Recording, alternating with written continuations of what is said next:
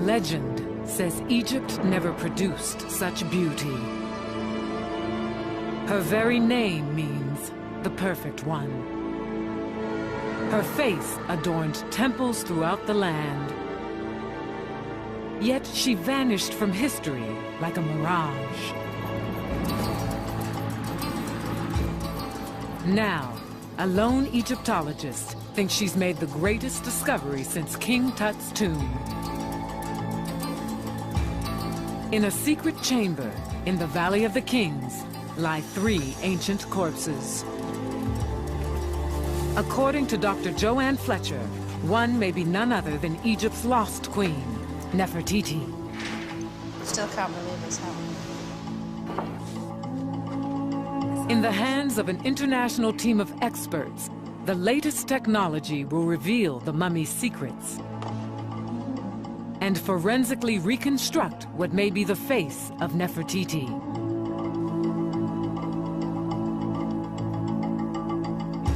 Is this one of history's most powerful women? That's incredible. To find out, Dr. Fletcher embarks on a journey through time, back more than 3,000 years, to rewrite history. She uncovers the story of a living god. A tragic tale of power, love, betrayal, and perhaps even murder.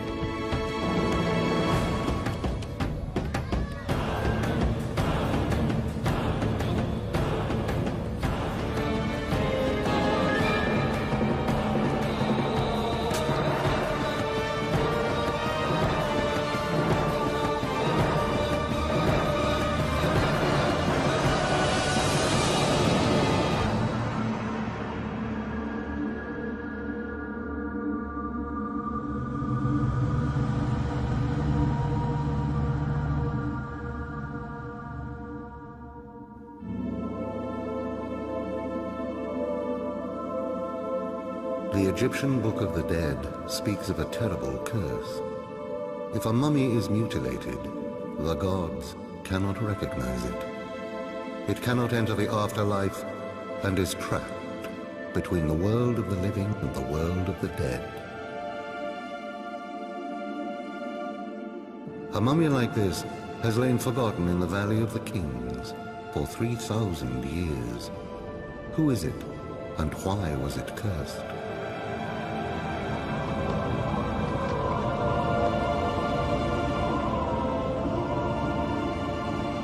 In 1912, in the shifting sands of the Egyptian desert, German archaeologists found a relic. A bust of a forgotten queen. This astonishing find is now an icon of beauty the world over. Yet her life remains a mystery.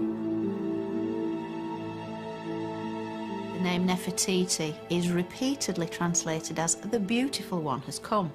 In many ways, she sort of set herself up as the perfect royal figure, and there's so much more to this woman than beauty. Nefertiti is one of the most extraordinary female characters in the history of ancient Egypt. There are a number of important queens, but amongst all of them, Nefertiti really does stand out as something quite special. It's said Nefertiti's power was unsurpassed. Raised in a harem, she married a pharaoh, bore 6 children, and helped lead a revolution that changed Egypt forever. She and her husband led an exodus from the ancient capital and built a dazzling city in the heart of the desert.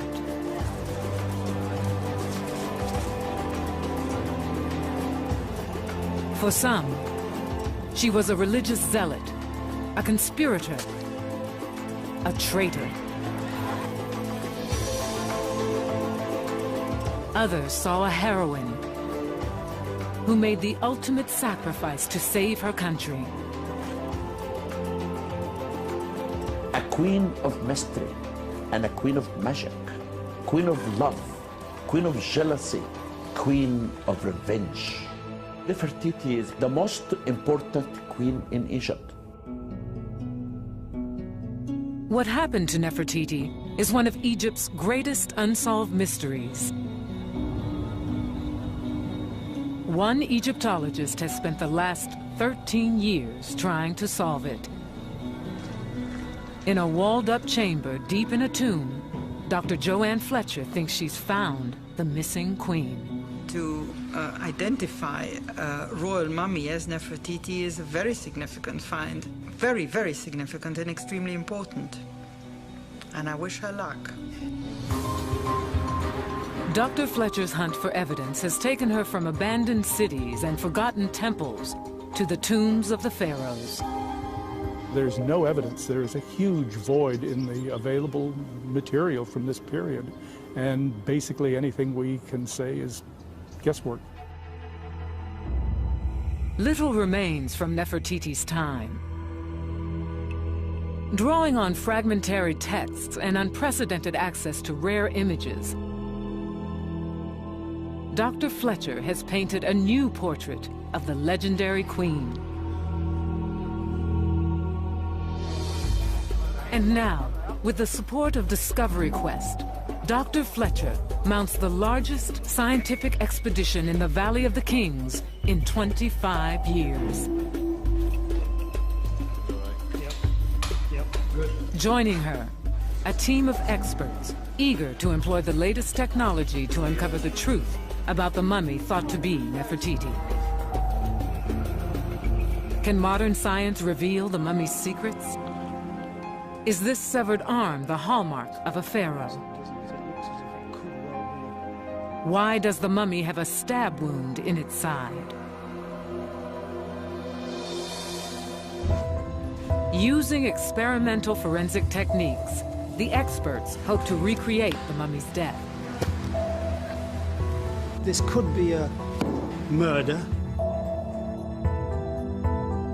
And what did Nefertiti really look like? Was she the beauty portrayed by her famous bust?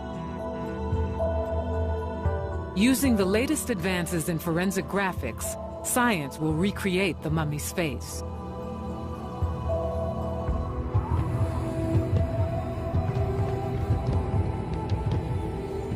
But where does the mummy's story start?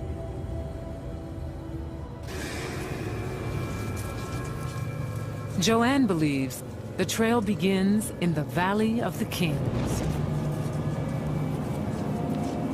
Here, several centuries after Nefertiti's death, her tomb was plundered and her mummy defiled.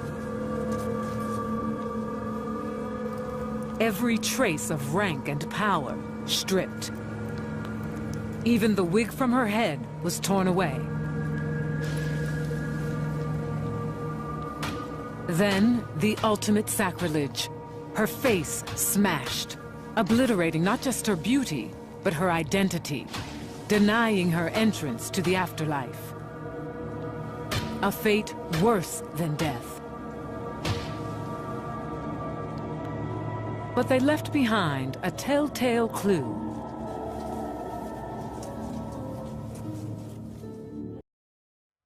A clue overlooked by everyone, except Dr. Joanne Fletcher.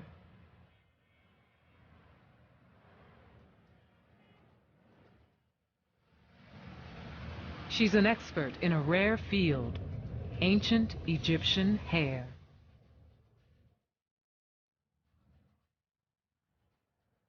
"13 years ago, buried among the treasures of the Cairo Museum, Joanne noticed an ancient wig. With certain specializations, you do zoom in to quite a close range level. You tend to see things that otherwise tend to get dismissed as trivial. I'm actually drawn to things which other people may have missed.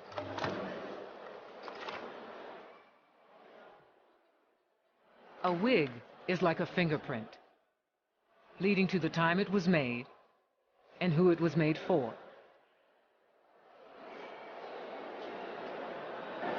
What we're actually looking at here is basically the Nubian wig, the Nubian hairstyle, which generally was only worn by royal women between around 1400 and 1300 BC. Pictorial evidence shows Nefertiti wearing a wig exactly like this one. Could the wig in the museum be hers? It was one of those little light bulb moments when ding, then you sort of think, no, it's interesting, but no way. And that probably explains why it's taken 13 years to get to this point, because it just seemed so incredible. In hopes of finding Nefertiti, Joanne has traced down the story behind the wig.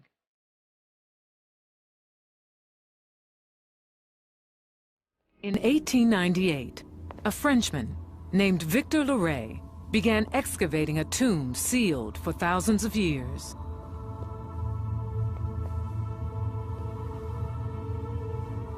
Deep underground, he stumbled on a hidden chamber.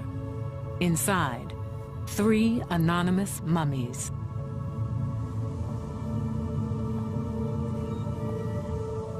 One seemed mutilated. Beside it, Loret found a wig.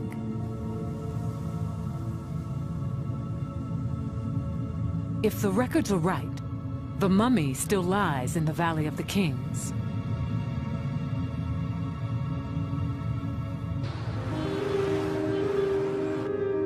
A century after Victor Loret, Joanne heads for the tomb.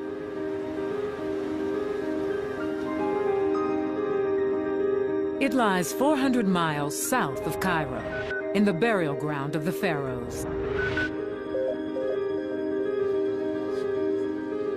To get there, Joanne must cross the Nile, whose annual floods gave Egypt the gift of life. Egyptian authorities have granted her rare access to the mummy. For Joanne, the journey is nerve-wracking.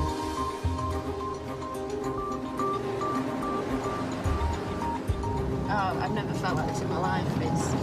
It's almost fear, anticipation, excitement, tremendous excitement.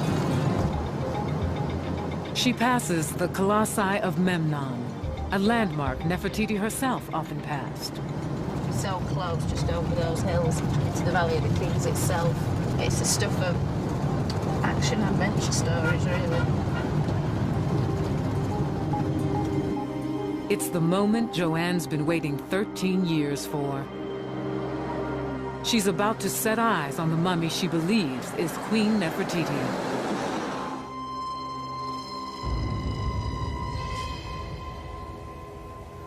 "7 a.m., and already the temperature in the Valley of the Kings soars to 120 degrees. For 5 centuries, almost all Egypt's kings were buried here. The valley is honeycombed with tombs. Could Joanne be about to make one of the greatest discoveries since the tomb of King Tut?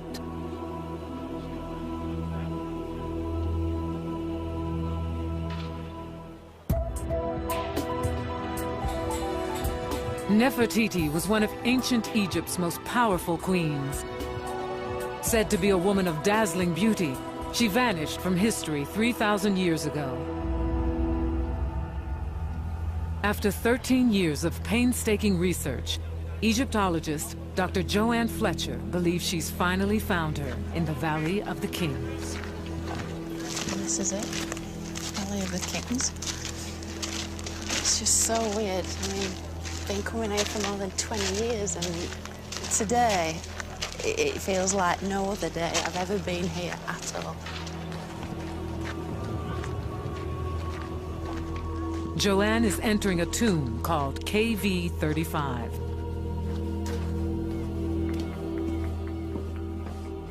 One of the deepest and most spectacular tombs in the valley, KV35 contains 4 side chambers. One of these contains the lost mummy. The tomb was used by priests to house mummies whose own tombs had been looted. A deep drainage pit on the way in doubled as a deadly trap for tomb robbers.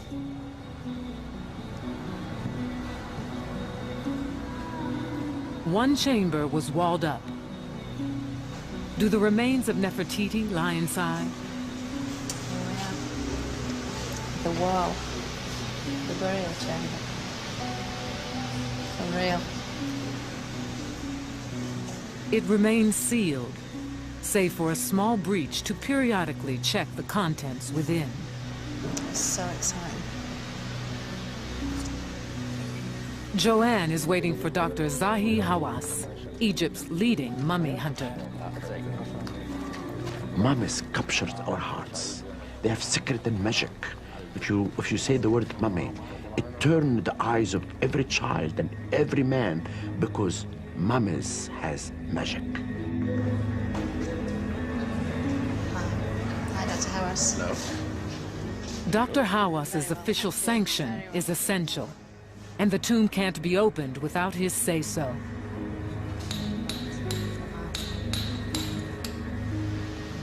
Still can't believe this happened. Time is short, the work agonizingly slow.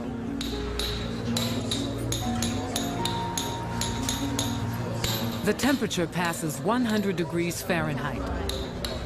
The humidity, 90%. An hour later, and the hole becomes a window. 3 mummies lie within.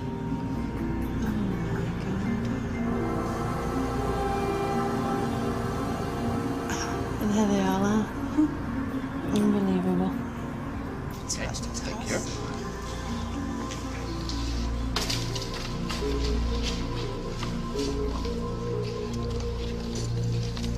Can you see them? Yes, all of them. Aren't they beautiful? They are. Okay, you want to come in? Oh, yes, please. Okay. Thanks. You are not scared? Oh, no, I love mummies. You sure? Especially these 3. But the face is very impressive. The face is so Isn't regal, it? isn't it? Very Yeah. proud face. Though over 3,000 years old, they're in good condition. It was absolutely amazing. The 3 bodies were there. The way they laid out, they're almost sitting up. And they were looking right at me, literally just at the other side of the doorway. That was a moment I will never, ever forget. All 3 mummies are unwrapped. This is a major problem in identifying them. Their names would have been written on their bandages. It's a brilliant mummification job. The embalmers did an excellent job on this lady. Really superb. One is an old woman, another a young man. The third, Joanne believes, could be Nefertiti.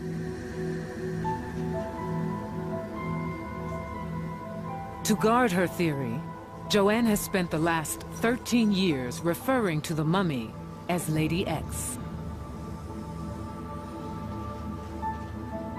She hasn't even told Dr. Hawass who she thinks the mummy is. The 3 mummies here still making mystery, and still making people wonder why they were left here. No one could identify them. Some people tried. Then everyone has a theory about them. Can Joanne find enough evidence to prove her own theory? After inspecting the mummies, Dr. Hawass leaves Joanne to continue her investigation.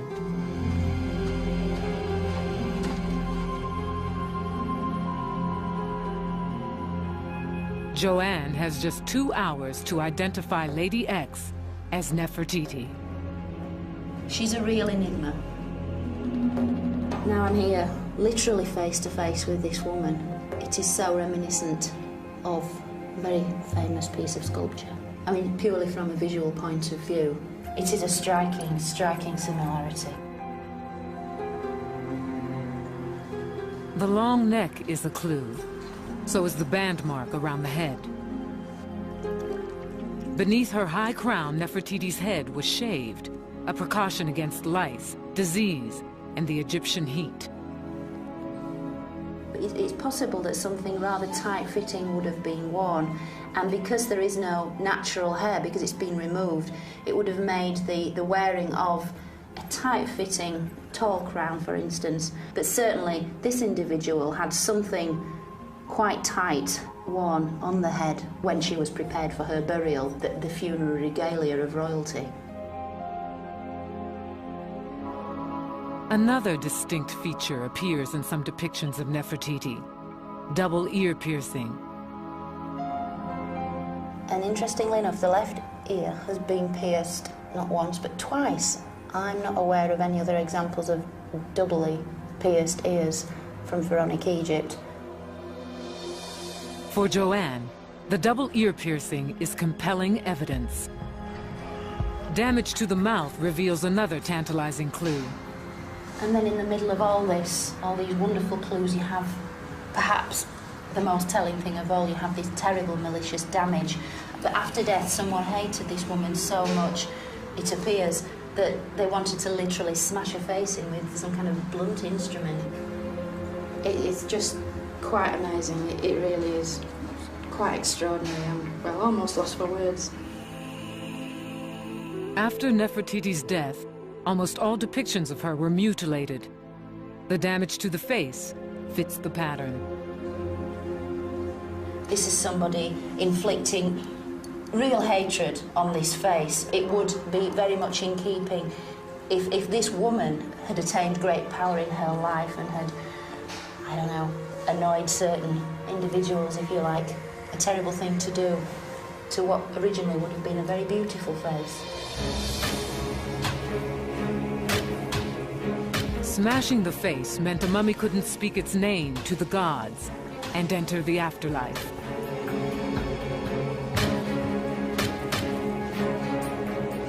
Why would anyone commit such sacrilege?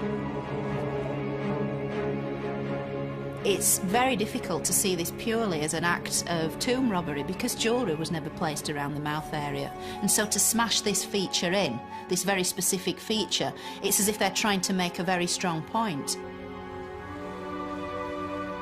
The other mummies hold the final clues. They could be Nefertiti's in-laws, her husband the pharaoh Akhenaten's brother and mother. His position between these two women is, I find it very touching. It's almost as if they're protecting him. And the arrangement of the bodies perhaps is in some kind of family group. For Joanne, finding Lady X entombed with members of Nefertiti's close family is an intriguing clue.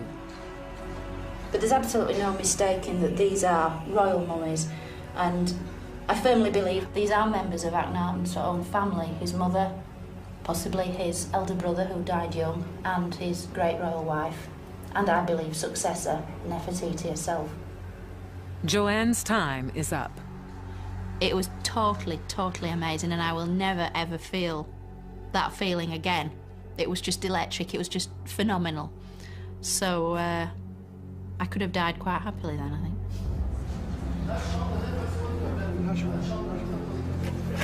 The mummies are walled up again.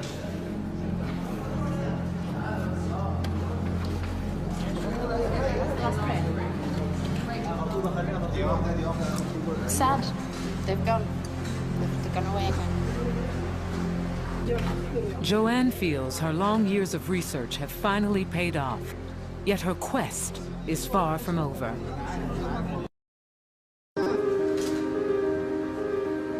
To prove her theory to the world, she must examine the mummy again, this time with the latest technology.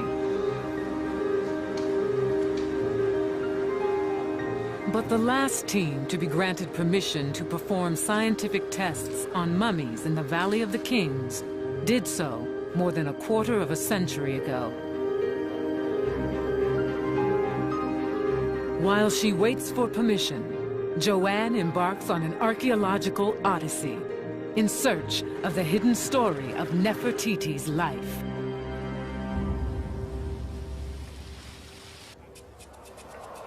Egyptologist Dr. Joanne Fletcher has inspected the mummy she believes is the legendary Queen Nefertiti. She's a real enigma. Joanne waits for permission to scientifically examine the mummy.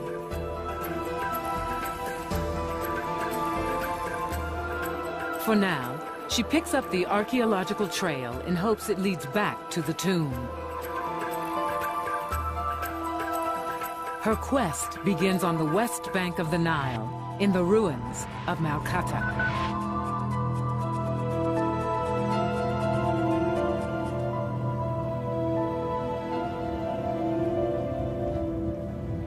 In this once lavish palace, Joanne thinks Nefertiti may have spent her childhood. And here, she finds her first clue. Oh, wow. That's fantastic. Wow, that's incredible. Look at that. That has been in there almost 3,500 years, as fresh as the day it was painted. And these are the actual colours, the actual wall scenes, the decoration that all the Amarna royals would have seen. Amenhotep III, Akhenaten, Tutankhamun, of course Nefertiti. At its height, Malkata was the most spectacular palace in ancient Egypt, home of the pharaohs. Joanne thinks Nefertiti grew up in this sprawling compound. 500 consorts and concubines.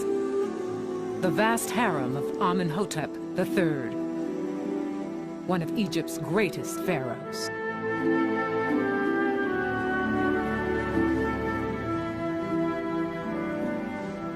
Perhaps his chief wife, the formidable Queen Tai, plucked from this harem a bride for her son. She would have no doubt had a lot of influence in her son's choice of wife. And I don't think she'd have just selected anybody. It's quite possible that Nefertiti was sort of hand-picked and sort of groomed for this role.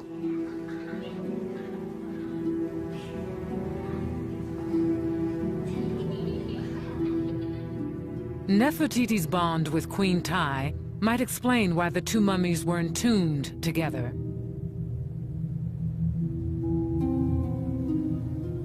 The teenage youth between them, thought to be Queen Tai's eldest son, Thutmoses, plays a crucial role in Nefertiti's childhood.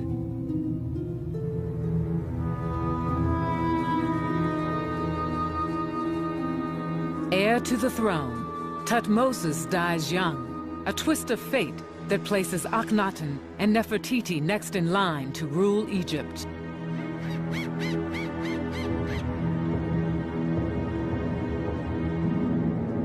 But from the day they're crowned, tension is growing with the high priests, guardians of Egypt's most important god. Called the Cult of Amun, their power rivals that of the pharaoh himself. They were the traditional elite. They were conservative, predominantly male, very set in their ways and very, very rich.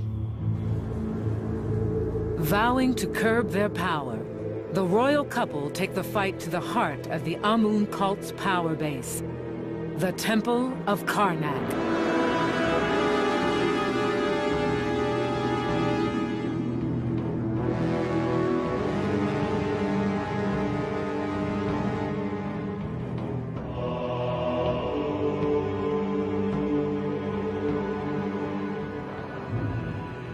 Built in the ancient capital of Thebes, Karnak was probably the most spectacular temple complex the world has known.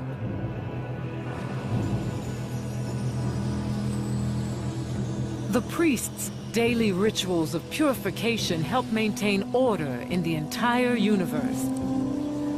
An all-important concept the ancient Egyptians called Mat. Basically, it just meant the right way of doing things, the proper way, truth, justice, freedom, all of these things that we consider positive. The alternative to it was chaos, was fear, danger, death, torture, the heat of the desert. All of these unpleasant things were its antithesis. The whole point of the exercise really in ancient Egypt was to maintain Mat, to maintain the proper order of things. The very center of this ordered cosmos lies within the temple itself, where, in the midst of a quarter-mile-long corridor, the god Amun was said to dwell, hidden in darkness.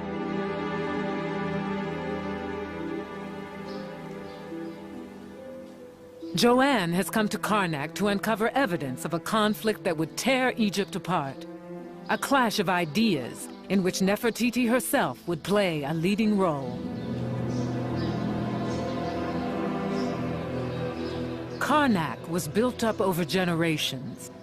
By time-honored custom, each pharaoh was expected to dedicate yet more temples to Amun.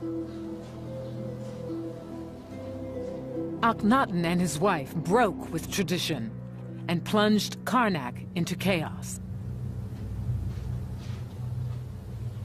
In search of clues, Joanne climbs a secret passage once used by priests. It leads to the top of a pylon, a traditional gate tower. It's really, really narrow. And then I can hear the noise of bats. This must have been where the priests of Amun came to get to the very top of the temple, where they have their observatories, and they could chart the stars, the course of the planets, and work out when exactly to celebrate the sacred rituals that were so important for the running of the country.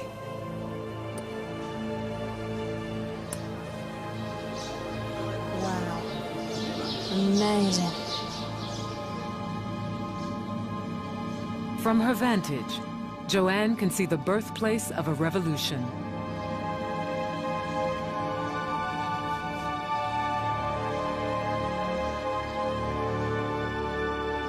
In the distance, 4 gigantic temples once stood.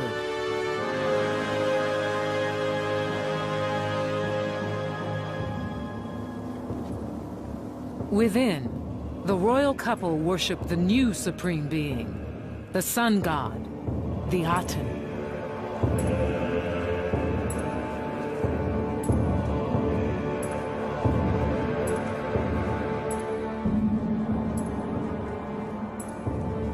Appointing themselves the Aten's high priest and priestess, the king and queen vowed to wrest power from the priests of Amun.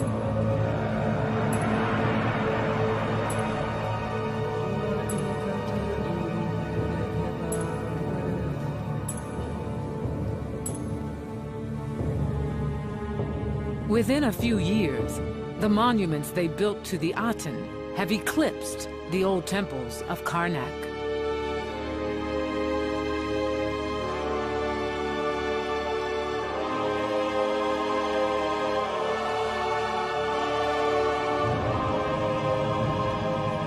To the Amun priests, whose gods and rituals are shrouded in darkness, the Aten temples are sacrilege.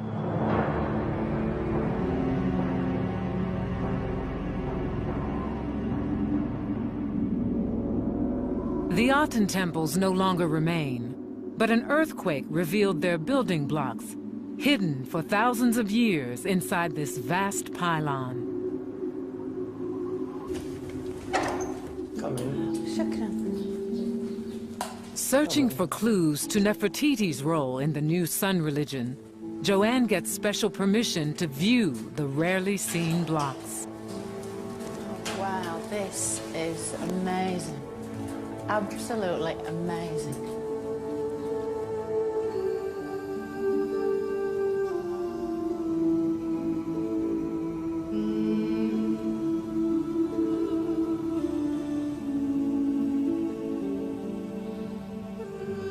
The carvings capture a snapshot of a revolution.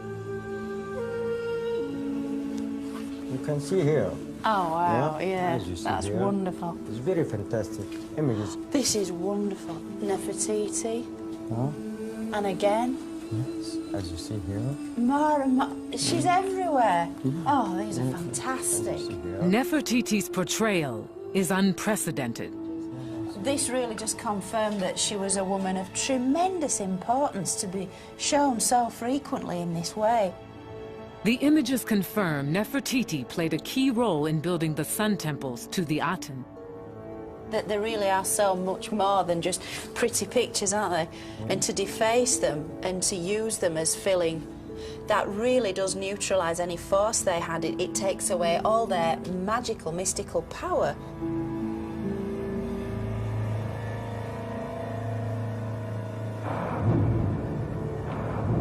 Garbed in his ceremonial wig, the high priest of Amun saw the sun temples as blasphemy and a threat to his power. Around regnal year 5, Akhenaten's been king for 5 years, and there's a very oblique reference in the text which talks about evil words he heard. There was some kind of plot or conspiracy, perhaps. The priests had had enough. To thwart the conspiracy, the royal couple makes a radical move. They decide to abandon Thebes, capital of Egypt for hundreds of years. Inspired by a vision of his sun god, the Aten, Akhenaten sets off into the desert. He seeks a place to build a new capital, a haven far from his enemies, and a base for launching a revolution. A revolution that led to Nefertiti becoming the most powerful woman in the world.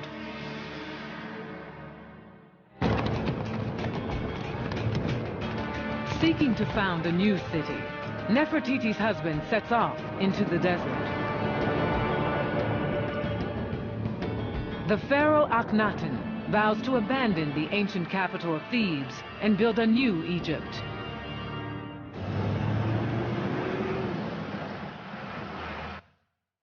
On her quest to recreate Nefertiti's life, Egyptologist Dr. Joanne Fletcher heads for the spot Akhenaten chose.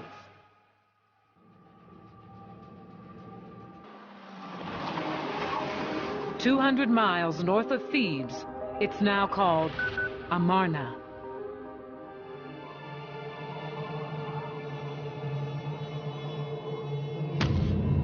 Akhenaten picked one of the most remote and inhospitable regions in all Egypt. He actually announces that he decided to found the city in this spot because the art and his father led him to it.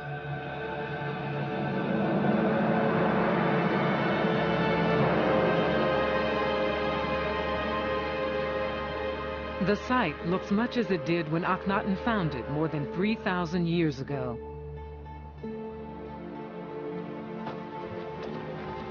Joanne can even see the distinctive cliffs that Akhenaten interpreted as an omen that he had found the right place.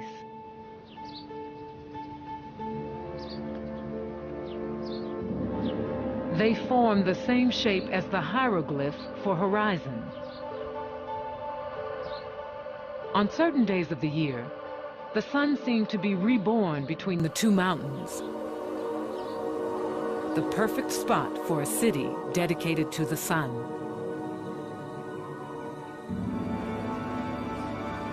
With Nefertiti, Akhenaten began planning a city like no other in Egypt's history.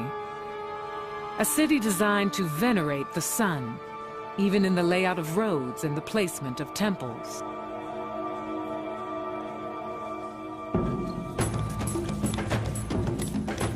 Thousands of people follow the pharaoh and his wife into the desert. They have little choice. Where the pharaoh is, so is the work.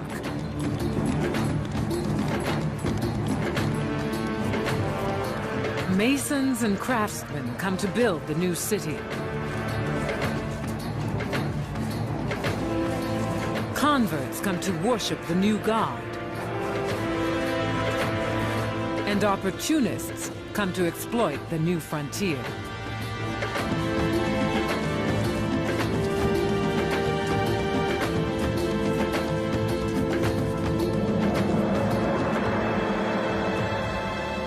As Amarna nears completion, the king and queen journey from Thebes to their new home.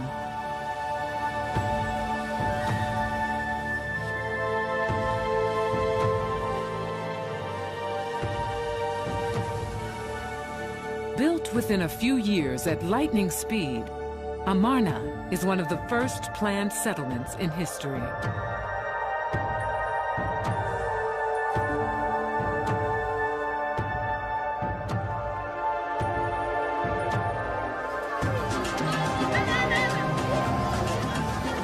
The royal couple arrives to the acclaim of their subjects, soon to number 50,000. As a sign of the new times, they seem to adopt an informality never before displayed by royalty.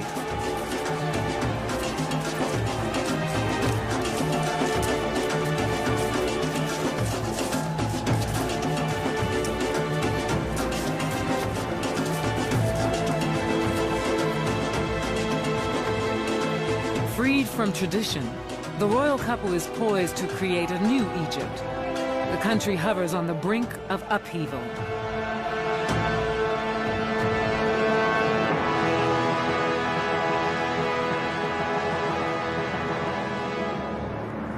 They'd taken away the traditional gods by year 5, and they'd simply replaced the gods with themselves. The only way, effectively, to reach the art and to reach the gods was through the royal family. You had to worship them, and they would in turn pass on your best wishes to the art.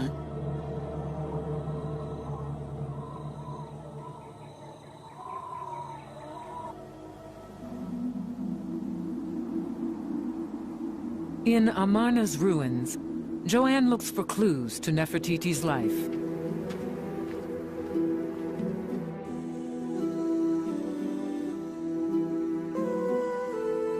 Ancient art depicts a happy family playing with their daughters.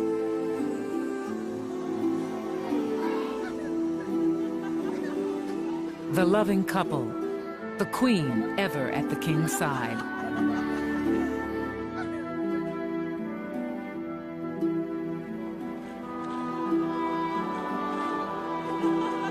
The art style itself is more natural than ever before. From Amarna comes the most famous image ever made of Nefertiti. But how realistic was this bust? Joanne is seeking the woman behind the image.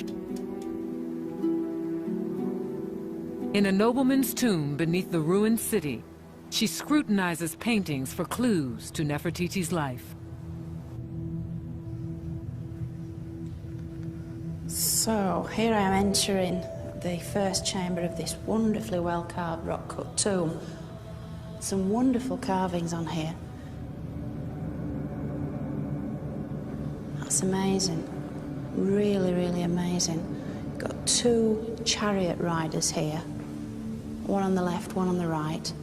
And just checking out the hieroglyphs. In fact, this I can actually read. This is the great royal wife. So the figure on the left must be Nefertiti herself. There she is driving her own chariot, independent woman. Very nice.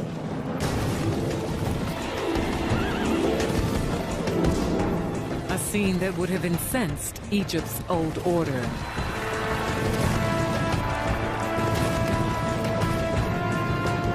A queen competing with the king. Unthinkable. More proof that Nefertiti wielded power behind the throne.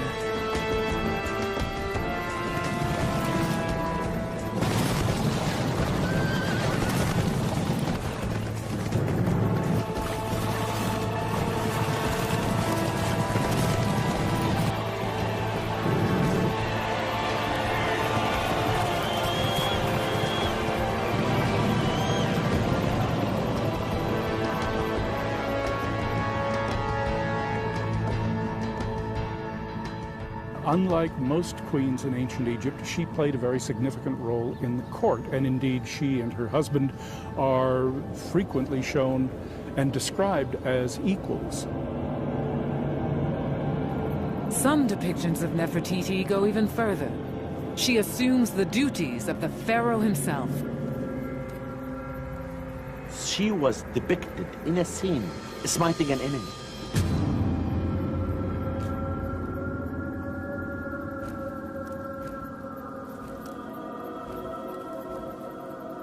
Only kingship can smite enemies. not queenship at all. This is a requirement of a king.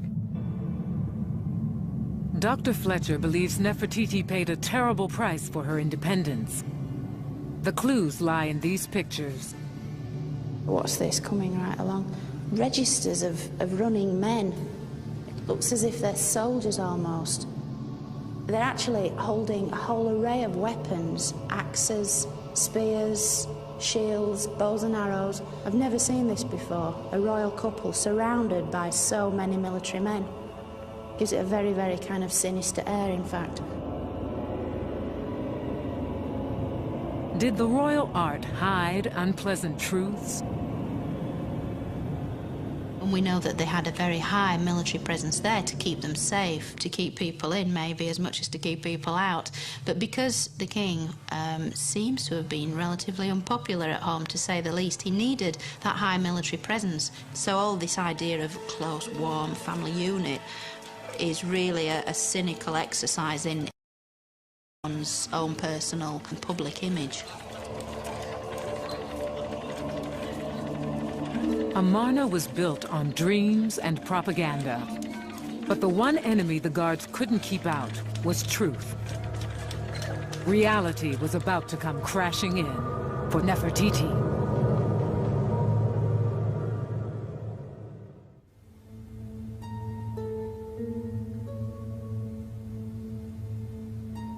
From the sands of Egypt, Dr. Joanne Fletcher resurrects a legend. She believes she's found Nefertiti's mummy, hidden in a sealed chamber in the Valley of the Kings. To restore its identity, Joanne must recreate the lost queen's mysterious life. Amid the ruins of the capital built by Nefertiti and her husband Akhenaten, wall paintings suggest a state of fear. I've never seen this before, a royal couple surrounded by so many military men. What really went on during the couple's supposed idyllic reign?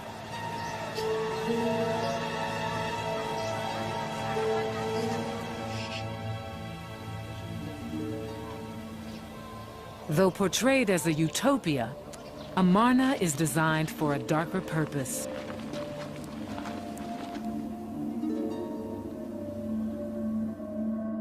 Flanked by cliffs on 3 sides and the Nile on the 4th, Amarna is a citadel.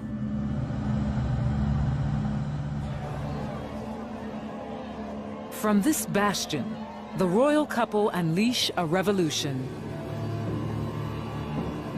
First target, the priests of Amun.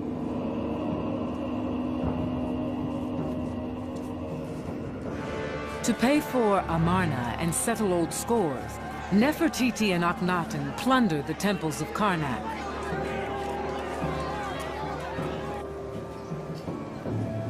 Thousands of priests are thrown out of office. The shockwave reverberates across Egypt.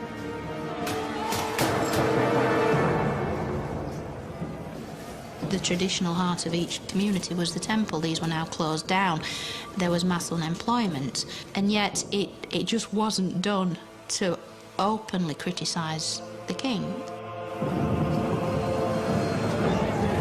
What began as a utopia turns into a reign of terror. The old gods are brutally swept aside by the new cult of the Aten.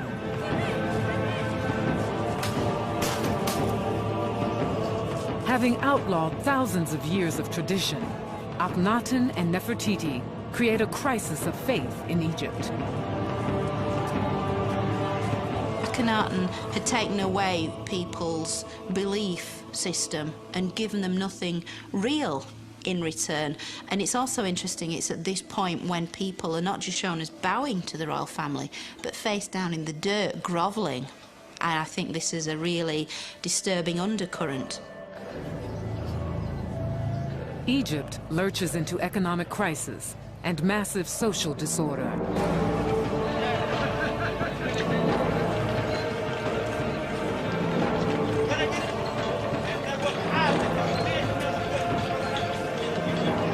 With the army suppressing dissent at home, Egypt's borders go unguarded.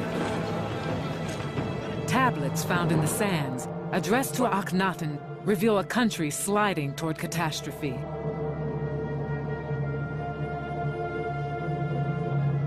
Unrepentant, Akhenaten presses on with the transformation of Egypt, no matter the cost.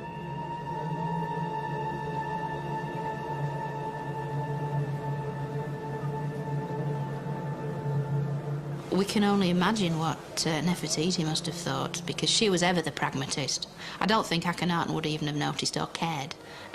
He was such a terrible politician. But Nefertiti, for her, alarm bells must have rung. How can we pull this back? How can we retrieve this situation? It's all starting to fragment.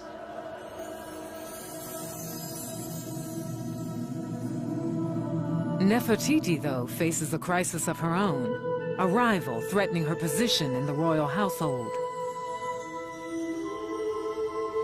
Nefertiti bore Akhenaten 6 daughters, but a minor wife named Kia gives him what he really wants, a son, the future king, Tutankhamun.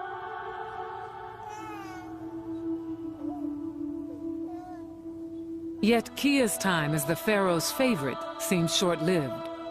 In year 11 of Akhenaten's reign, she disappears from the records. No one knows why. Some think she fell victim to a jealous Nefertiti. We've got this idea of this wonderful family unit actually far more devious and dark than was previously imagined. Joanne's investigation is beginning to build a profile of what the real Nefertiti was like. I think she knew exactly what she was doing and how she would achieve her ends. I see her as a very distant kind of person, a very cold and aloof person who manipulated everyone around her in the best way she saw fit. Nefertiti's ability to manipulate situations to her own advantage seems to be confirmed a year after Kia's disappearance. Her response to the crisis came soon enough. In year 12 of Akhenaten's reign, while Egypt totters on the brink of collapse, an extraordinary event takes place in Amarna. A huge public celebration called a Durbar, perhaps planned by Nefertiti herself to reassure the people that all is well.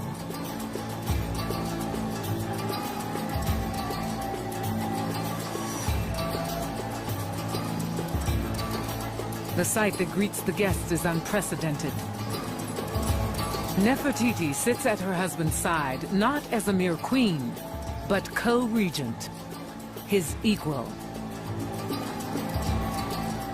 She is now the most powerful woman on Earth.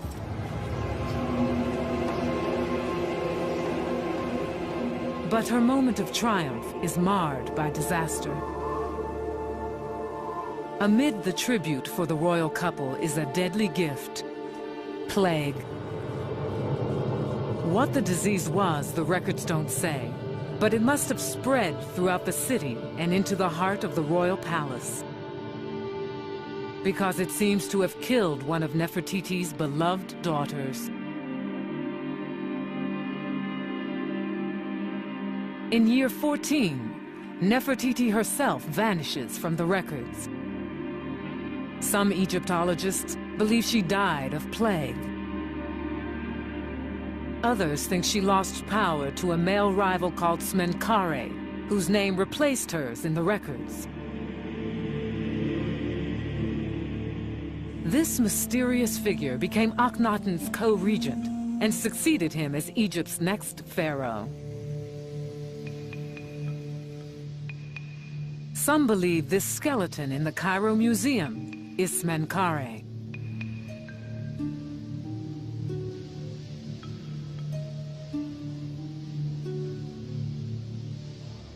But many Egyptologists now believe Smenkhare was another name for Nefertiti, a theory Joanne hopes to confirm.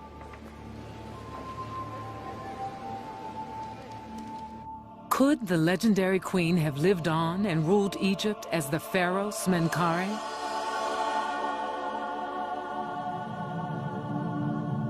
To prove the theory, Joanne must find evidence that the mummy in KV-35 is actually a female pharaoh. After 6 months of waiting, she at last has the chance to prove it. The Egyptian authorities have given her permission to re-enter the tomb.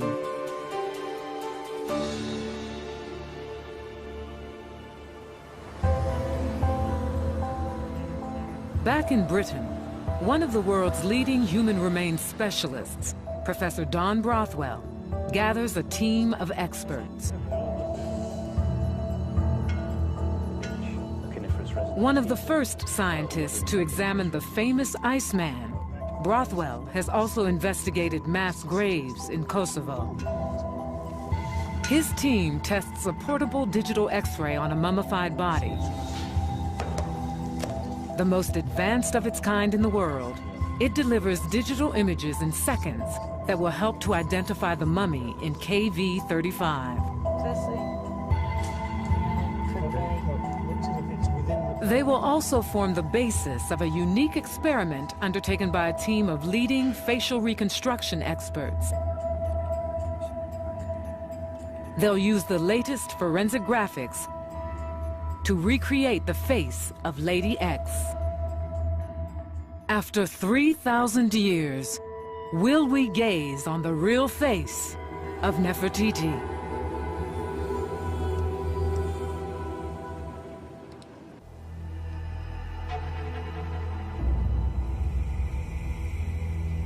Egyptologist Dr. Joanne Fletcher has returned to the Valley of the Kings. 6 months ago, Joanne found what could be the mummy of Nefertiti. Now she's back with a team of top British scientists to try and prove it.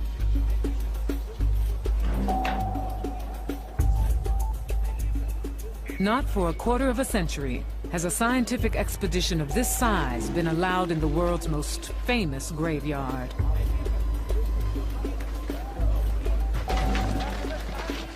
It takes 22 porters to carry the delicate equipment down into tomb KV-35.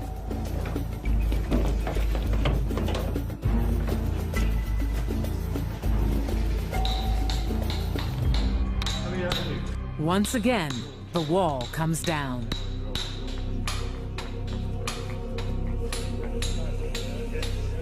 For Joanne, it's nerve-wracking. Will the tests help prove the mummy is Nefertiti, or prove her wrong? Joanne knows she'll have to overcome long-established views held by other experts. I think we have several problems with the available data. The difficulty even of determining conclusively that this is the mummy of a female is a problem. She looks like a young lady in the age of 15.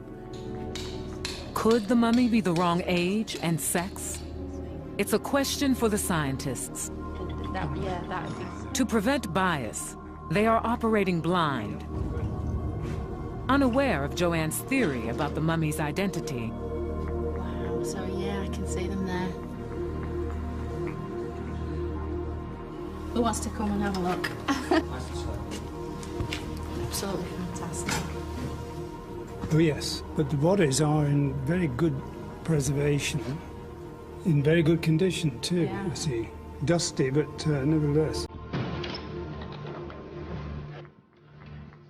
Carefully, the team begins unpacking their precious equipment. Forbidden to perform invasive DNA tests, they rely on the latest X-ray technology. We're aiming at 55 and 12. The digital imaging equipment will yield X-rays in seconds.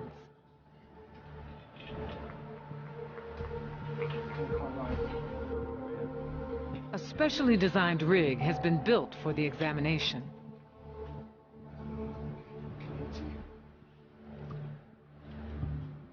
It's tense work. One tiny slip could shatter the brittle mummies. See whether, in fact, if it's straining anything, of course. Carefully, radiographer Andrea Bates begins the digital scans. 1.6. It's very new technology. This is using electronics to get a digital image, same way as digital cameras can get an instant picture. It goes straight into the computer and it can be post-processed, it can be moved around much more easily, and it's much more flexible for the viewer than conventional X-ray film. In the heat and humidity, the equipment seems to be holding up. X-rays. Yes, That's perfect. yeah, fine.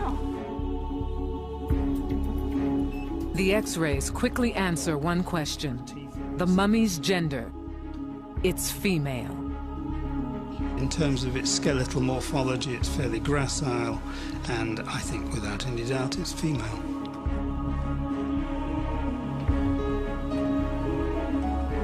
Doctor? Moving on to the chest, the team gets their first tantalizing clues to the mummy's identity.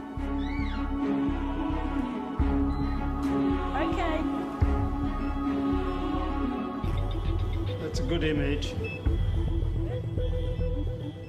What emerges is full of promise. Abdominal area, there's the top of the pelvis, look, and the lumbar vertebrae, the lower part of the ribs. Lots of packing, as you see, and up there. Now that's not normal packing. No, that's clearly not. Metallic, isn't It is. That looks like. Too. That looks like a jewellery element, doesn't it? Yeah, it does, doesn't it? Yeah. The tiny shapes are beads left behind when tomb robbers ripped jewelry from Lady X's neck.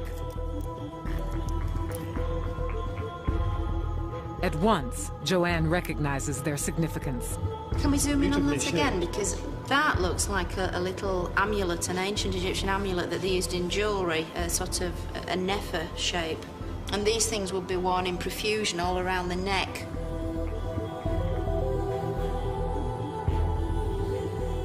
Nefertiti shares her name with distinctively shaped beads called Nefer beads, known to have been worn by Amarnan royalty.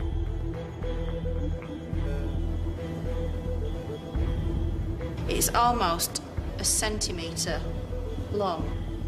So we've got a royal mummy, quite possibly, almost, well, definitely, with this profusion of sort of little jewellery elements in amongst the wrappings and in amongst the mummification materials. So this is a really, really high status individual. The team has discovered a vital clue to the mummy's identity. Next, they begin scanning the mummy's head and spine. I think we start with that. Okay. Yeah, good detail of the skull and the teeth. Is this the skull of ancient Egypt's most beautiful woman? These images may hold the answer. Detail is beautiful, isn't it? Yeah, it is. From them, scientists will attempt to forensically reconstruct Lady X's face. The X-rays also show she still has her brain, a telling clue for mummy chemist Dr. Stephen Buckley. Traditionally, the brain was removed during mummification, but Nefertiti's immediate predecessors broke with custom and kept their brains intact. The X-rays provide Buckley another clue, signs of a distinctive embalming fluid. So interesting to me are these bits here, these sort of artifacts that are in with the tissue and What, the these wrappings. little That's right, white sort of blobs? crystallized. Yeah, that's right. It shows up as a snowflake effect. The snowflake effect in the X-rays is very characteristic of the 18th dynasty, and that combined with the very fine quality of embalming and the brain remaining in situ confirmed the late 18th dynasty date for this mummy. Nefertiti came from the 18th dynasty, an encouraging coincidence.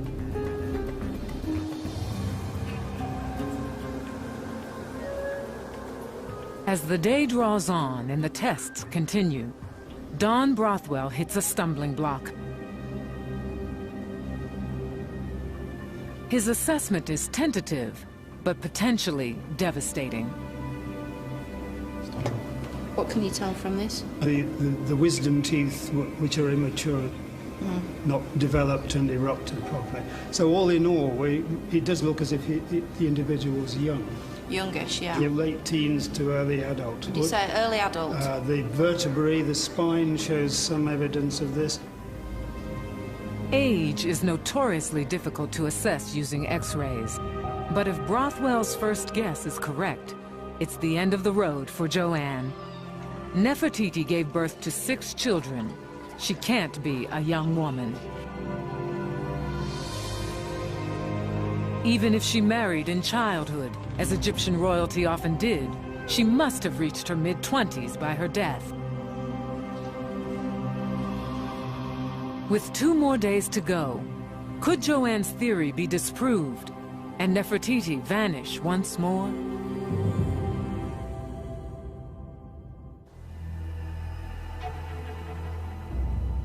In the Valley of the Kings, the investigation in tomb KV35 reaches the halfway mark.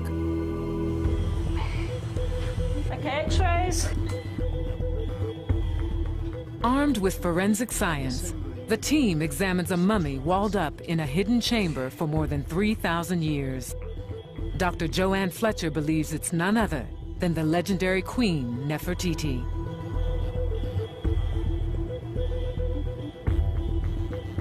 But a shadow of doubt is cast by Don Brothwell, the team's human remains expert. That's a youngish individual, late teens to early adult. You say early adult? If true, the mummy dubbed Lady X died too young to be Nefertiti. Joanne won't know for sure until the whole body is X-rayed. So, ready? You've got just the top of the iliac crest, so with a bit of luck, you could more or less get all of the pelvis in now. You ready? X-rays. After several nail-biting hours, a more encouraging picture slowly emerges. We're in the thoracic area. There's the top of the pelvis. So it's sort Here are of the lumbus. the And there's the middle lower of the part of the body, ribs. As the X-rays moved down the body and more details emerged, the radiographers decided that no, this is probably somebody considerably older than this. The long bones had fused, the detail around the pelvis area indicated somebody of greater maturity. So we were looking at someone aged at least 25, possibly as old as 30.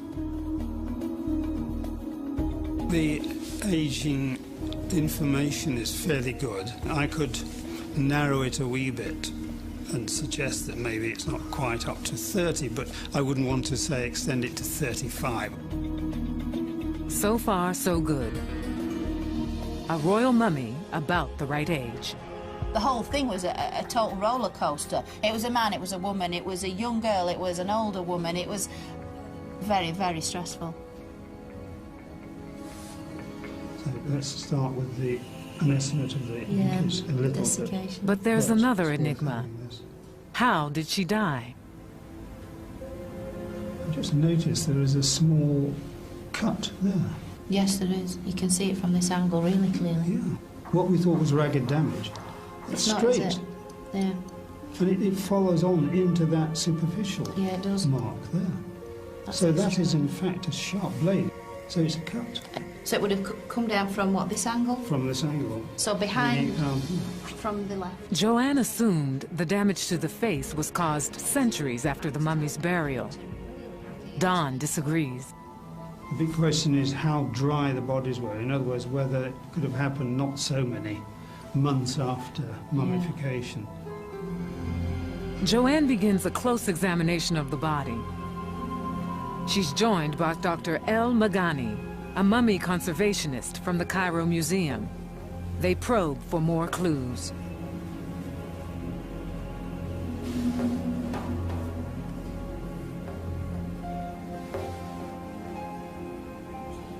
What do you think that is, Dr. Samir? It's a cut. It's a cut? Yeah. Maybe a wound? Maybe. Across the rib cage, they notice a 12-centimeter gash. Could be. So if she was putting her arm up maybe or something, and that would give access to the side, wouldn't it? The wounds raise disturbing questions about the mummy's fate. The next revelation suggests Lady X was more than a queen. It lies in the wrappings, torn from the body by tomb robbers. This really is royal. Yes. Beautiful royal linen. Gorgeous, look how fine that is. Only for the kings. Only for the kings, exactly. This is wonderful. What's that? What's under there? The fingers. There are some fingers here. Something under there. This could be the missing arm. Oh, I don't believe it. This is fantastic. Could I? Oh, it's too exciting. Show you. Oh, look at the dust rising up. I don't believe this. This is the arm that's been missing for nearly 100 years. It's an extraordinary find. 100 years ago, the mummy was found with a bent right arm. Sometime later, it was replaced with a straight arm. Oh, fantastic. Mumkin.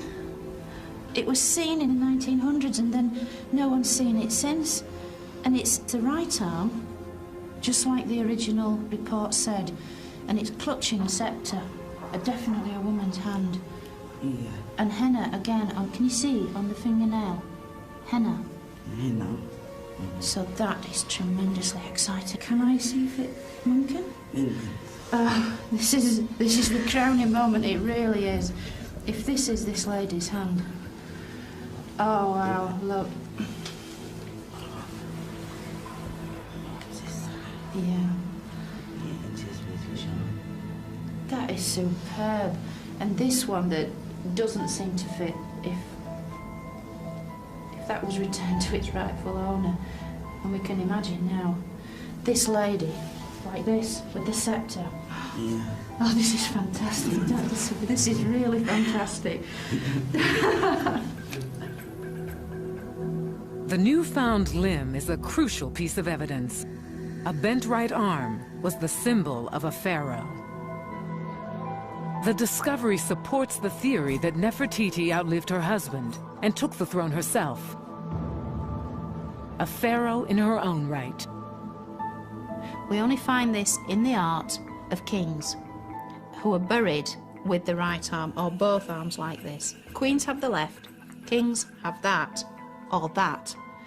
And that really does speak volumes, because if this right arm does belong to the younger woman, then it is evidence that she wielded incredible powers in her life.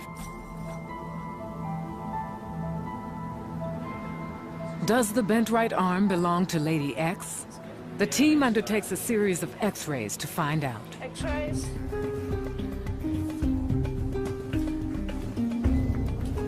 We can see the break there. It's a beautifully defined kind of break. I wonder whether that, we'll have to do a careful comparison. Yeah. We'll have to Does do it correspond to the body? So it's not only a question of looking at bone density and so forth, but also the way that the arms, both arms, were mummified. And the question is whether they are similar to the left arm on the body. No one can say until the X-rays are meticulously analyzed. Confirmation must wait until the team returns to Britain. The expedition's time is up. Joanne may never again get this close to the mummy. I've established in my own mind certainly that this is a royal woman of the late 18th dynasty, potentially a female pharaoh. She's quite incredible, and I certainly think she could well be the great Queen Nefertiti. Science has solved some of the mysteries surrounding Lady X, but others persist. Were the terrible wounds to her face and body accidental or premeditated?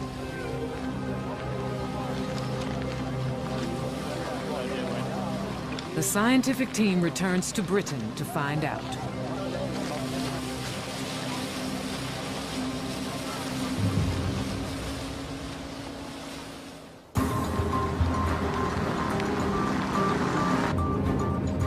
Joanne heads back to Amarna to solve another riddle. Whether Nefertiti succeeded Akhenaten as the pharaoh Smenkhare.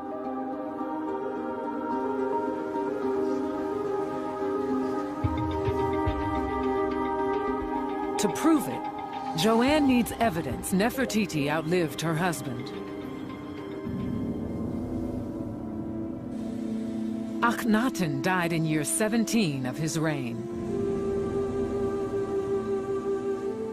His cause of death remains unknown. What matters more is who buried him.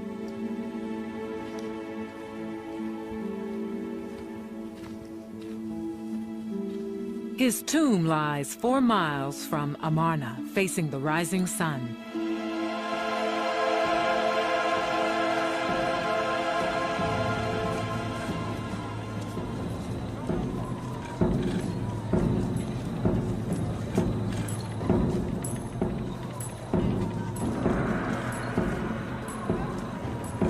I believe it would have been she who led the funerary rituals, the funerary rites, as Akhenaten's chosen successor and heir.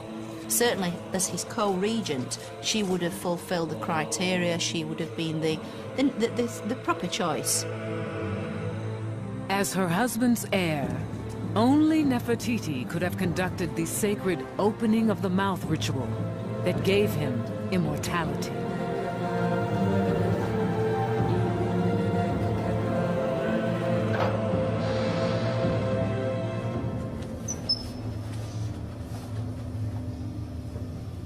Wow, this is amazing.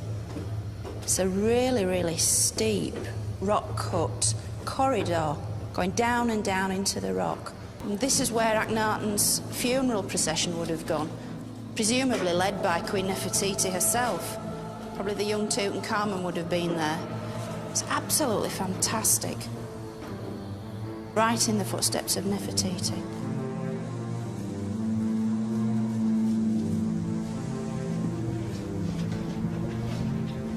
According to history, Nefertiti should already have been buried in this section of the tomb.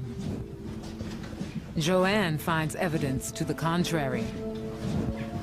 This is supposed to be the tomb of Queen Nefertiti, but this is completely unfinished. It's in a very, very rough state. The ceilings, the walls, the pillars are all very rough. I just don't buy it for a minute. I don't think she was buried here at all. But Akhenaten was. Ah, wow. So this is Akhenaten's burial chamber. His tomb was definitely finished. And this slab in front of me would have been where his sarcophagus was, with his mummified body inside it. It's almost certain she would have stood absolutely where I'm standing now, conducting the funeral rites of a dead husband. More proof Nefertiti was alive when Akhenaten was buried appears on his sarcophagus in the Cairo Museum. She's standing at each corner of the sarcophagus with her arms out in a protective pose. She's obviously been selected to replace the traditional goddesses. She's there in a protective capacity. Only she can protect the soul of the king in the afterlife. The queen became a goddess, pharaoh in her own right. But her husband's death signaled the end of the revolution. The empire teetered on the verge of collapse.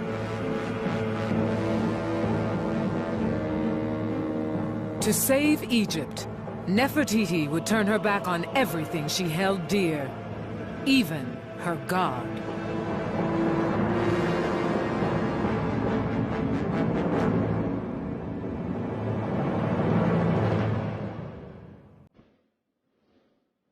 Egyptologist Dr. Joanne Fletcher has led a team to x-ray the mummy she believes is Nefertiti. Now, the data will be used to recreate the mummy's face. A specialist unit based at Nottingham University, England, has been selected for the task. They're pioneers in computerized facial reconstruction, more used to working on unidentified murder victims than 3,000-year-old mummies. When we do any sort of forensic work, we always work as blind as we can. We work with the data we are given and nothing more, which may affect our judgment on that particular case. The first hurdle, turning X-rays into a three-dimensional computer model of the mummy's skull. It's time-consuming work, and requires mapping thousands of points. Once complete, markers are placed on the 3D skull to indicate skin depth. The head is now ready for the complicated task of adding muscle and flesh. In Egypt, Dr. Joanne Fletcher tracks down a final mystery. She's convinced Nefertiti wasn't buried in Amarna. But how did she end up 200 miles away, in the Valley of the Kings?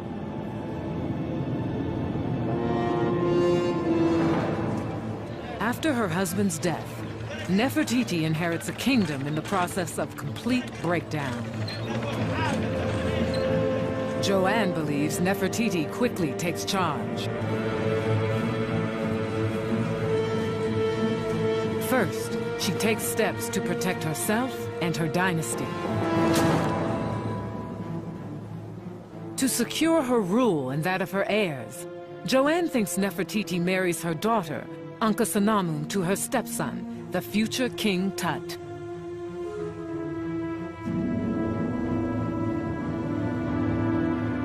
What happens next goes unrecorded, but Joanne believes she may have the answer.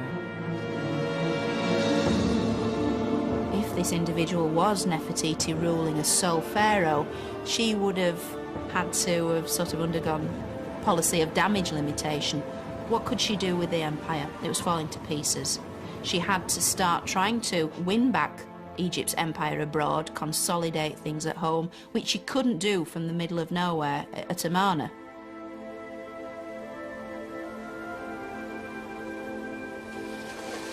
Joanne thinks Nefertiti left Amarna and traveled to Thebes with her husband's body. The new religion he and Nefertiti started was dead.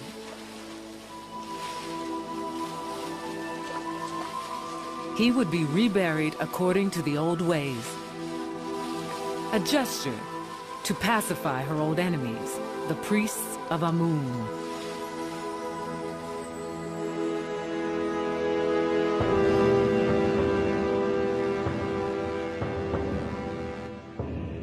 Joanne believes Nefertiti reopened the Temple of Karnak and reinstated the Amun priests. A diplomatic coup that turned former enemies into unlikely allies. The old god Amun held sway over Egypt once more. She would have gone back to Thebes, tried to, presumably, reach some kind of understanding with the traditional clergy, maybe reopen the temples. The temples were the key to all this. She can reopen the temples, she can take back the hearts and minds of the people. And if this meant coming to some sort of understanding with her former enemies, then this is what she would do. Clues to Nefertiti's determination still survive at Karnak. Statues depict Tutankhamun and his wife Ankhesenamun as traditional gods.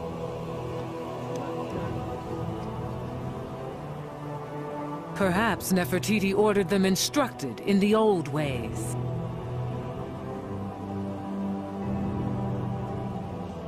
For her dynasty to survive, order had to be restored, whatever the cost. But the chaos Nefertiti and her husband wrought was not easily forgotten or forgiven.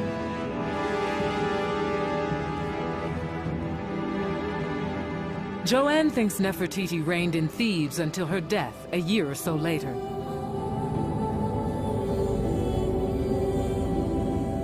How she died, we can only guess. Was it foul play? Could the Amun priests have murdered her? Was she in any way mysteriously bumped off by people with a vested interest in getting rid of all trace of the Amarna dynasty? We don't exactly know what happened to Nefertiti because all we have is a mention of a 3-year reign of Akhenaten's successor, but what happened then is, like so much else in the Amarna period, very much shrouded in mystery.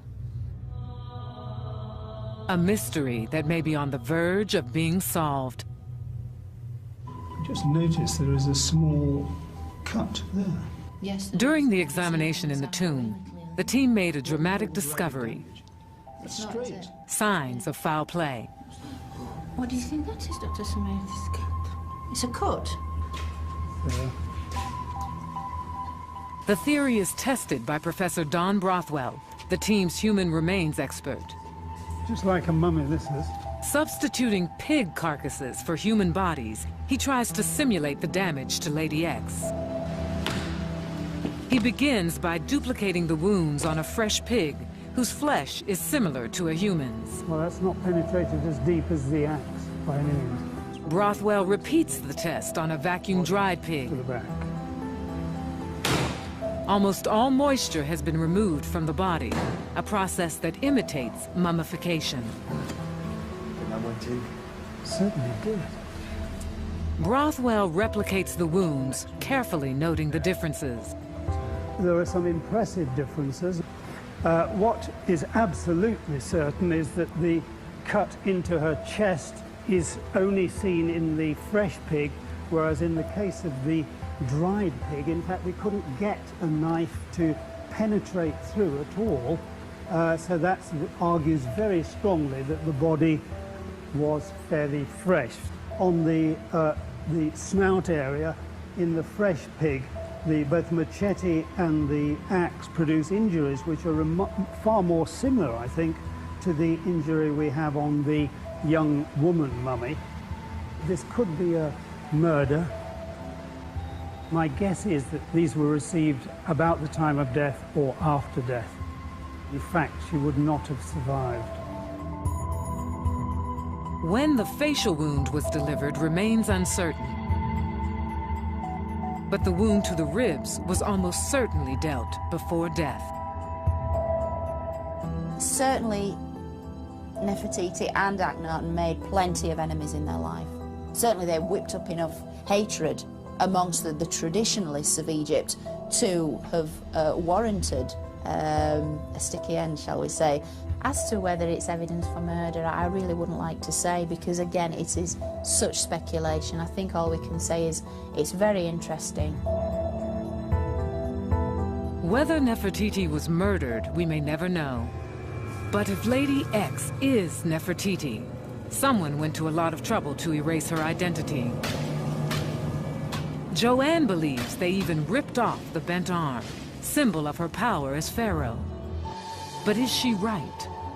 Chemist Dr. Stephen Buckley has pieced together the puzzle.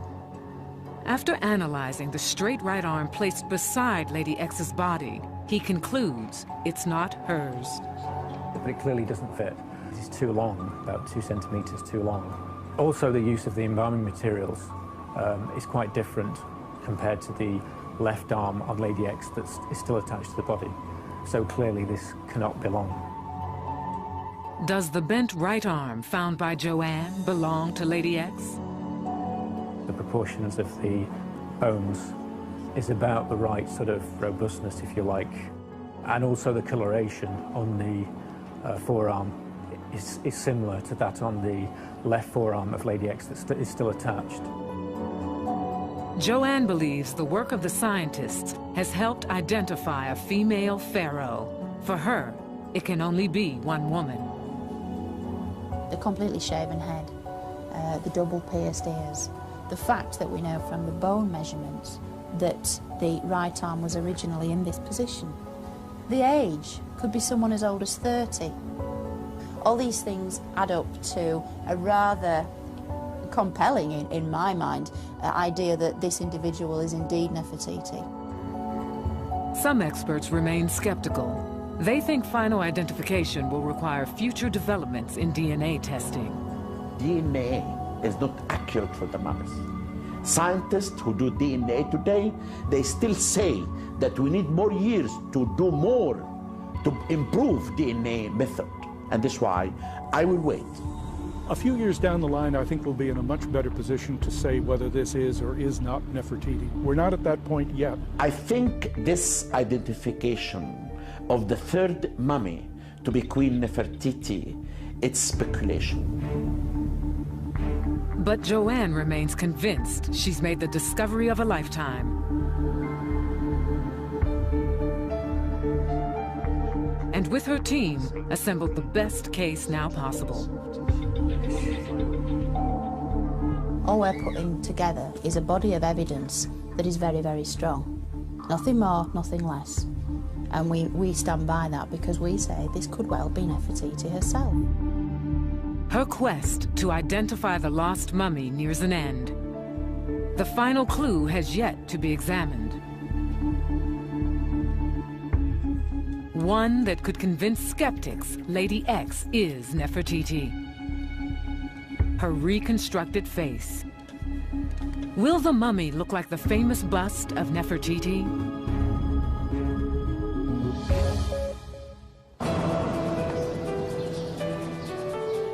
Egyptologist Dr. Joanne Fletcher believes she's finally tracked down the lost queen, Nefertiti. Armed with X-rays of the mummy known as Lady X, a team of computer specialists recreates her face. On a 3D model of her skull, they graft muscle and flesh. The technique has major advantages over old-fashioned clay reconstruction.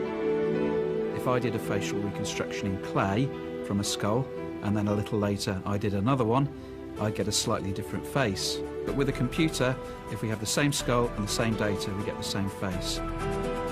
Once complete, the face is handed to a graphic artist for the finishing touches.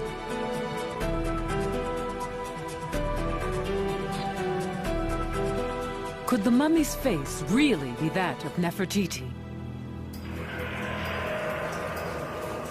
70 days after Nefertiti's death, her mummification is complete. The royal embalmers cast spells and perform rituals to help preserve the body for all eternity.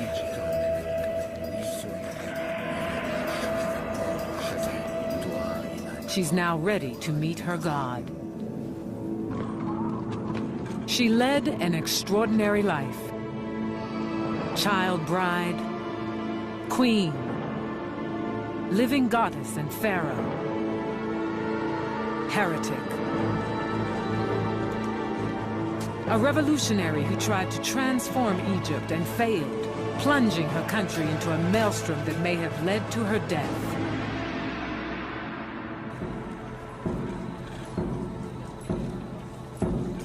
Joanne believes Nefertiti was buried in the Valley of the Kings. Her funeral procession led by her stepson, King Tut, and her daughter, Akhenaten, the new heirs to her throne.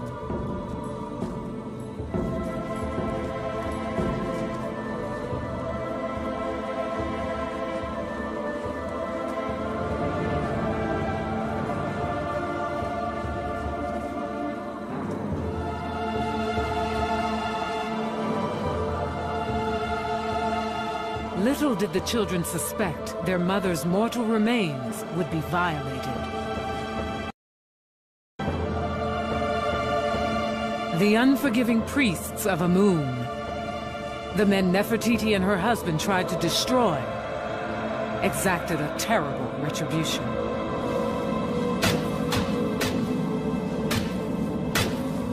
In Karnak, the monuments she helped build were defaced, torn down, and trampled into dust. The great sun temples vanished.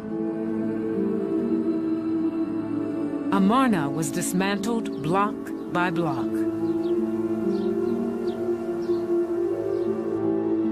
Joanne believes she's traced Nefertiti's story back to Thebes and the burial ground of the pharaohs, to tomb KV-35, where a desecrated body was abandoned and walled up with her relatives, never meant to be found.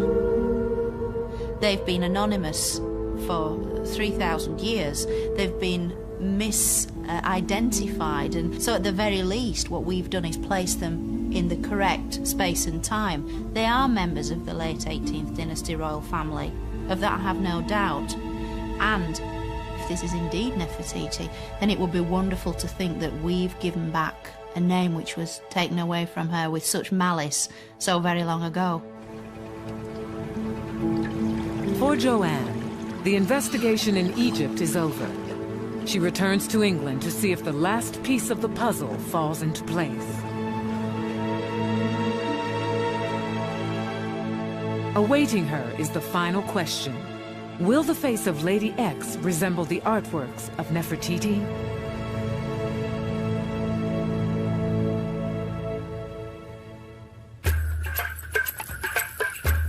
The reconstructed face is almost complete.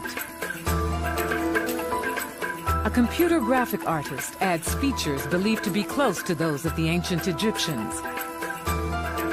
What will the finished face look like?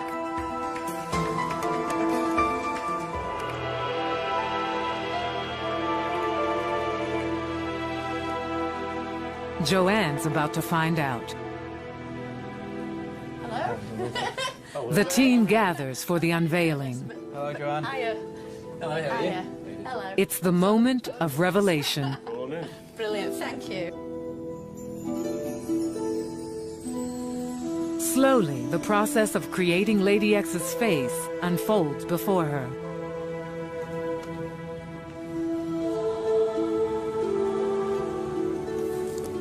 That's incredible. That's absolutely incredible. Oh, it's amazing. She looks such a kind of charismatic figure, very strong, very capable, but perfect. Such a beautiful face. Next, Nefertiti's characteristic crown and earrings are added. Will life imitate art? And you can really see what it is the art's trying to put across, because if this is indeed the face of Nefertiti, then it encapsulates so many of the features that you see in the art. Gazing upon what she believes to be Nefertiti is a deeply symbolic moment for Joanne. Yeah, that's amazing. The likeness is uncanny.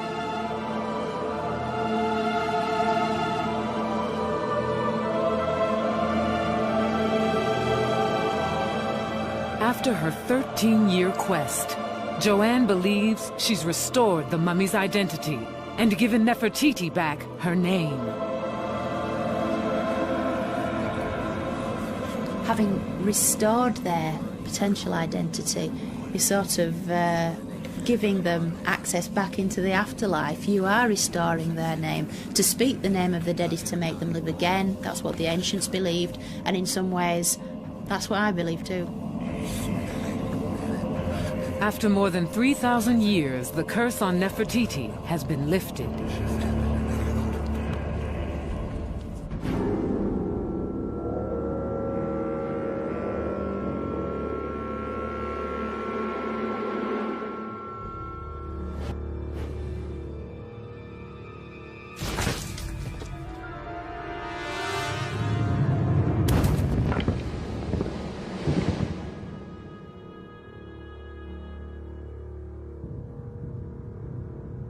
The Egyptian Book of the Dead describes the trials of a lost soul.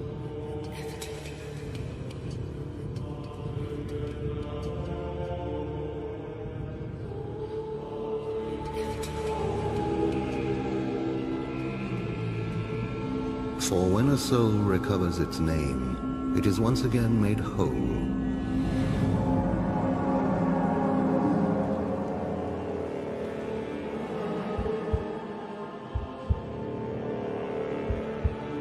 It can speak to the gods and be restored to its rightful place in the afterlife.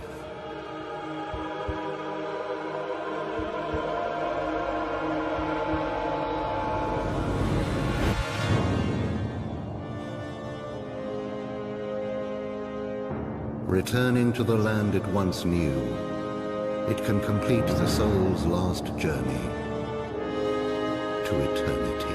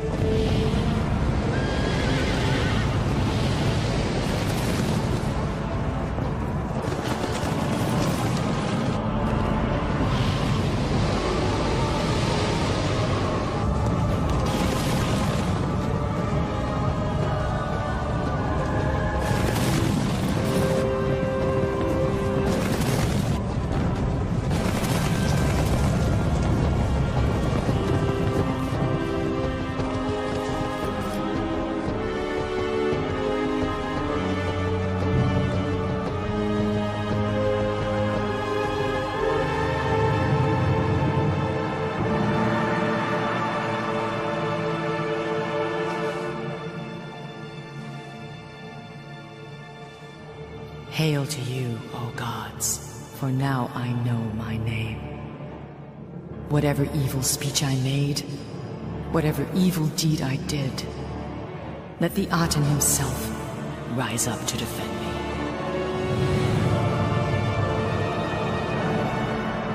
For now at last I, Nefertiti, shall enter eternity.